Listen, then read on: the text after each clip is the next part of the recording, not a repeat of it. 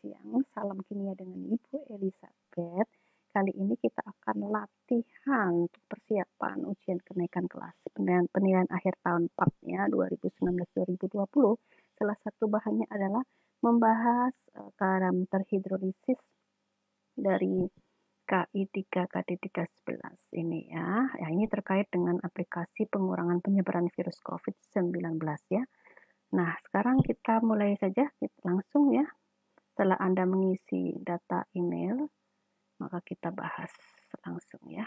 Berikut adalah komposisi larutan desinfektan yang bisa dibuat di rumah selama pandemi COVID-19 ya. Desinfektan ini pernah Ibu bahas, kita membuat desinfektan ala rumahan dengan menggunakan 3 bahan, pemutih pakaian, kemudian karbol dan pembersih lantai ya. Itu ada di poster yang kemarin ya. Nah, itu perbandingannya adalah pemutih 1, karbol 1, dan pembersih lantai 2. Jadi kita pilih ya, pemutih 1, karbol 1, pembersih lantai 2 bagian. Nah, ketiga bahan ini mengandung bahan kimia yang memang sifatnya sebagai desinfektan. Jadi ini jawabannya, oke? Nah, sekarang soal kedua.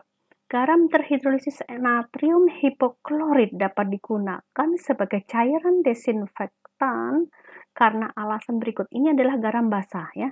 Garam yang sifatnya basah karena berasal dari basa kuat NaOH dan HClO atau asam hipoklorit ya. Sehingga kita memilih yang jangan bersifat netral atau asam. Ini netral, ini asam ya. Ini basah ya. Jadi tapi yang kita pilih harus basah. Ini basah, ini basah. Tetapi kalau kita pilih ini jumlah ion hidroksida sama dengan ion hidronium, maka ini juga bukan basah tapi netral. Jadi tidak kita pilih ya. Sehingga yang paling pas adalah yang bersifat basah sehingga merusak kapsul virus COVID-19 yang terdiri dari glikoprotein. Ya ini ya. Oke, ya tidak ini ya karena ini asam. Nah, kemudian yang ketiga, yang bukan merupakan ciri khas dari larutan garam yang mengalami hidrolisis adalah yang bukan ya, hati-hati dengan kata yang tidak, yang bukan atau kecuali ya. Baik kation maupun anion mengalami hidrolisis dalam air ya, yang bukan merupakan ciri khas larutan garam yang mengalami hidrolisis. Nah, kation dan anion bisa saja mengalami hidrolisis dalam air ya. pH larutan bisa kurang dari 7 atau bahkan lebih dari 7. Itu ciri khasnya, bisa asam, bisa basa ya. Garam dibentuk dari asam kuat dan basa lemah maupun basa kuat ya, bukan baku kuat, basa kuat dan asam lemah. Jadi harus ada anion yang berasal dari yang lemahnya ya, intinya adalah yang mengalami hidrolisis nanti. Betul ya. Nah, nilai KAKB mempengaruhi pH larutan oke ya. Ini larutan bersifat netral. Kalau netral tidak mengalami hidrolisis. Nah, berikutnya pernyataan yang benar tentang desinfektan kecuali. Jadi yang benar ini benar, ada satu yang tidak benar. Yang mana? Desinfektan boleh disemprot pada benda mati. Memang fungsinya desinfektan itu untuk benda mati ya, bukan antiseptik ya. Nah, benda mati karena sifatnya dapat mengiritasi kulit, jadi jangan disemprotkan ke kulit kita atau orang atau sel yang hidup ya, harus ke benda mati. Benar. Pembersih lantai dapat digunakan sebagai salah satu bahan campuran desinfektan karena mengandung ion klorin. Benar sekali ya. Penyemprotan desinfektan selama 1 menit. Benar ini. 1 menit disemprot lalu akan mengurangi ya penyebaran virus atau kuman lainnya. NaClO dalam pemutih pakaian dapat digunakan sebagai salah satu desinfektan karena sifatnya basah, benar banget ya. Karbol merupakan salah satu desinfektan karena mengandung benzalkonium chloride. Bukan, karbol itu apa? Fenol, oke? Fenol itu sifatnya desinfektan ya, tetapi itu terdapat dalam karbol, ya, fenol. Jadi bukan benzalkonium. Kalau benzalkonium klorida ini di pembersih lantai.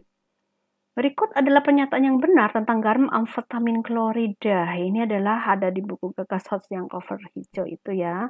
Ini klorida berasal dari asam klorida, berarti asam kuat, maka sifatnya ya harus garam bersifat asam karena amfetaminnya itu adalah berasal dari basa lemahnya ya. Nah, pilihannya bilang yang ada asam kuatnya dan basa lemahnya ya. Nah, jadi sifatnya asam, jangan bilang basa ya. Ya, seperti ini. Basa lemah amfetamin dan asam kuat, jadi bukan asam lemah. Kemudian pH lebih besar dari 7 salah, dia harus asam kurang dari 7. Kemudian ini istilah dari Sambasa Lewis ya, bahwa kalau amfetaminnya basa menurut Lewis dia adalah apa? Donor ya, donor PEP, bukan akseptor atau siap menerima PEP. Jadi yang lebih tepat, yang benar kita pilih apa tadi? Garam amfetamin klorida dibentuk dari asam lemah ya, asam kuat dan basa lemah. Pernyataan yang benar tentang garam natrium hipoklorit. Nah, ini garam kebalikan dengan amfetamin klorida. Ini adalah garam bersifat basa ya. Ini berasal dari basa kuat NaOH dan asam hipoklorit atau asam lemah. Dalam air mengalami hidrasi sekaligus terhidrolisis menghasilkan ion hidroksida. Benar ya. Jadi hidrasi oke, hidrolisis oke ya. Kemudian terdapat dalam karbol ya. Karbol bukan, ini pemutih pakaian. Anion hipoklorit berasal dari basa lemah yang terhidrolisis, bukan basa lemah, tapi basa kuat ya. Hanya kation Na mengalami hidrolisis, tidak ya, mengalami hidrolisis itu harus kalau ini basa kuat jadi asam lemah ya. Jadi konjugasinya ya, yaitu HOCl-nya, OCl-nya bukan Na-nya. Merupakan garam yang pH-nya di bawah 7 karena dia basa, mestinya di atas 7 ya. Jadi di sini yang lebih tepat yang mana? Anion hipoklorit berasal dari basa lemah. Ini tidak. Ini ya, dalam air mengalami hidrasi sekaligus terhidrolisis menghasilkan ion hidroksida yaitu pada OCl-nya. Berikut adalah garam bersifat basa. Pilihlah kation logam berasal dari golongan 1A dan 2A kecuali berilium ya. Sehingga kita memilih jangan ada amoniumnya. Ini jangan kita pilih. Amonium jangan kita pilih ya. Tapi kita pilih yang ada natriumnya, kalium tentu dengan asam lemahnya ya. Ini kalsium sulfat tidak, karena ini garam netral. Natrium klorida juga garam netral. Jadi konsepnya kita memilih yang basa kuat dengan asam lemah ya. Yang mana? Ini ada amfetamin, ini juga basa lemah, jadi jangan ya. Kita harus pilih yang basa kuat, maka pilihannya ini ya. Kalium karbonat, natrium hipoklorit, kalsium fosfat, dan kalium asetat. Ini basa kuat dengan asam-asam lemah. Jika larutan garam dapur digunakan sebagai disinfektan, maka pernyataan yang kurang tepat, hati-hati ya, tidak tepat, yang bukan, kecuali. Jadi, garam dapur itu disinfektan oke ya, karena bersifat netral iya bisa asalkan dicampur dengan hipoklorit oke, jadi lebih kuat ya sifat oksidatornya atau sifat disinfektannya. Ini juga bisa. Tidak bisa sebab garam dapur menyebabkan iritasi pada kulit. Ini sebenarnya pernyataan yang belum selesai, dalam arti menyebabkan iritasi jika konsentrasi tinggi, sementara kalau konsentrasinya rendah atau biasa saja kan tidak masalah, karena misalnya kita sakit gigi ya, maka kita bisa kumur dengan garam dapur. Ini bukti bahwa garam dapur bisa kita pakai sebagai desinfektan pada area mulut, dan tidak iritasi kan. Nah, yang ini bisa asalkan dicampur dengan cuka oke ya, sehingga pH larutan menjadi basah ya. Kalau dicampur dengan cuka maksudnya diasamkan, lebih asam ya, bukan basa ya. Bisa sebab garam dapur mengandung ion klorin yang bersifat antiseptik. Betul, ion klorin memang bersifat antiseptik. Nah, jadi dari dua statement ini tidak bisa sebab garam dapur menyebabkan iritasi pada kulit, atau bisa asalkan dicampur dengan cuka sehingga pH larutan menjadi basa. Bisa lebih basa, bisa lebih asam. Kalau dengan cuka mestinya lebih asam ya. Jadi kelihatannya pilihannya yang lebih tepat ini ya.